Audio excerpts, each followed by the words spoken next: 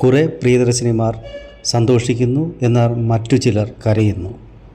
ഞാൻ പറഞ്ഞു വരുന്നത്, ഈ അടുത്തിടെ നമ്മുടെ ബഹുമാനപ്പെട്ട കേരള മുഖ്യമന്ത്രി നടപ്പാക്കിയ പ്രിയദർശിനി പദ്ധതി, അതായത് മുഴുവൻ സ്ത്രീകൾക്കും KSRTCയിൽ സൗജന്യ യാത്ര എന്നത് ഒരു നല്ല പദ്ധതി തന്നെയാണ് ഇത്.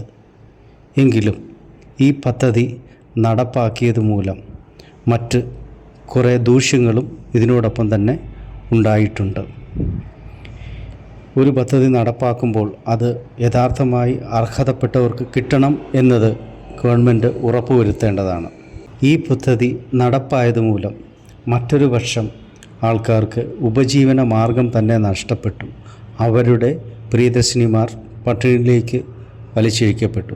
ഞാൻ പറഞ്ഞത് സ്വകാര്യ ബസ് ഉടമയുടെ കാര്യമാണ്.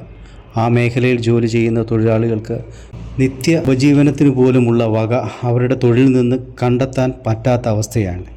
മിക്ക സർവീസുകളും കാലിയിൽ തന്നെ ഓടി അവർക്ക് വരുമാനമില്ലാതായി മാറി.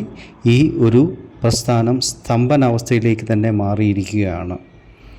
ഇന്ന് 8-ാം തീയതി 4 ജില്ലകളിൽ സ്വകാര്യ ബസ്സുകൾ ഇതിനെ പരാമർശിച്ച് അവർ സമരം നടത്തുകയാണ്. കാരണം അവരുടെ ഉപജീവന മാർഗം നിലച്ചിരിക്കുകയാണ്. ഒന്നുകൂടി സൂചിപ്പിക്കുന്നു, ഈ സംരംഭത്തെ ദുർവിനിയോഗം ചെയ്യുന്ന ഒത്തിരി പേർ ഇപ്പോഴുമുണ്ട്. അതായത് സർക്കാർ മേഖലയിൽ ജോലി ചെയ്യുന്ന സ്ത്രീകൾ, സാമ്പത്തികമായി മുന്നോക്കം നിൽക്കുന്ന സ്ത്രീകൾ, അവരെല്ലാം ഇതിനെ ദുർവിനിയോഗം ചെയ്യുന്നു. അതുമൂലം യഥാർത്ഥ അർഹതപ്പെട്ടവർക്ക് ഇത് നിഷേധിക്കപ്പെടുകയും ചെയ്യുകയാണ്. ആയതിനാൽ ബഹുമാനപ്പെട്ട സർക്കാരിനോട് ഒരു അപേക്ഷയുണ്ട്. ഈ പദ്ധതിയെ ഒന്ന് വിചിന്തനം ചെയ്ത് മാറ്റി നടപ്പിലാക്കിയാൽ നന്നായിരിക്കും. അതിനായി പിന്നാലെ പറയുന്ന കുറേ പോയിൻ്റുകളൊന്ന് കണക്കിലെടുക്കണമേ എന്ന് അപേക്ഷിക്കുന്നു. ഒന്നാമതായി, ഈ പദ്ധതിയിൽ സൗജന്യ യാത്ര എല്ലാ സ്ത്രീകൾക്കും എന്നുള്ളത് മാറ്റി എല്ലാവർക്കും എന്നാക്കുകയും അത് ഒരു നിശ്ചിത പ്രായയളവ്, അതായത് നമ്മൾക്ക് പറയാൻ വേണമെങ്കിൽ സീനിയർ സിറ്റിസൺ അല്ലെങ്കിൽ 50 വയസ്സിന് മുകളിലുള്ള ആണുങ്ങൾക്കും പെണ്ണുങ്ങൾക്കും ഇത് സൗജന്യമാക്കിയാൽ നന്നായിരുന്നു. കൂടാതെ വിദ്യാർത്ഥികൾക്ക്, അതായത് അവർക്ക് പ്രത്യേകം പഠന ആവശ്യങ്ങൾക്കായുള്ള യാത്രകൾ സൗജന്യമാക്കണം. അത് ഒരു നിർദ്ദേശമാണ്.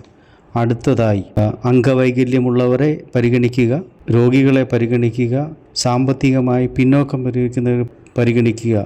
ഇവരെയെല്ലാം പരിഗണിച്ച് അവർക്ക് മാത്രം ഈ സൗജന്യം അനുവദിച്ചു കൊടുക്കുക. അതിലേക്കായി അവരുടെ ഈ വൈകല്യങ്ങളോ രോഗാവസ്ഥകളോ തെളിയിക്കുന്ന ഒരു സർട്ടിഫിക്കറ്റ് അവർ ഹാജരാക്കുകയും അതിനെ തുടർന്ന് KSRTCയോ മറ്റധികാരികളോ ഒരു പാസ് അവർക്ക് ഇഷ്യൂ ചെയ്തു കഴിഞ്ഞാൽ ഈ പാസ് കാണിച്ച് അവർക്ക് എവിടെ വേണമെങ്കിലും യാത്ര ചെയ്യാം. തന്നെയല്ല, സ്വകാര്യ ബസ്സിൽ യാത്ര ചെയ്യുന്നത് കൂടാതെ തന്നെ ലോക്കൽ KSRTC ബസ് എന്നത് മാത്രമല്ല, ഏത് ബസ്സിലും ഈ സൗജന്യം നടപ്പിലാക്കണമേ എന്ന് ഒരു പ്രത്യേക അപേക്ഷയും കൂടിയുണ്ട്. ആകയാൽ ഇവയെല്ലാം മുന്നിൽ കണ്ട് പരിഗണിച്ച് ഈ പദ്ധതിയെ ഒന്നുകൂടെ ഒന്ന് വിചിന്തനം ചെയ്ത് നല്ലൊരു ഭേദഗതി വരുത്തി തുടർന്നും ഇത് തന്നെ നടപ്പിലാക്കണമെന്ന് സർക്കാരിനോട് ഒരു അപേക്ഷ. സ്നേഹപൂർവ്വം AD ചമ്മക്കാട്. നിങ്ങൾ ഈ ചാനൽ ആദ്യമായി കാണുന്നെങ്കിൽ ഒന്ന് സബ്സ്ക്രൈബ് ചെയ്യുക, ലൈക്ക് ചെയ്യുക. നന്ദി, നമസ്കാരം.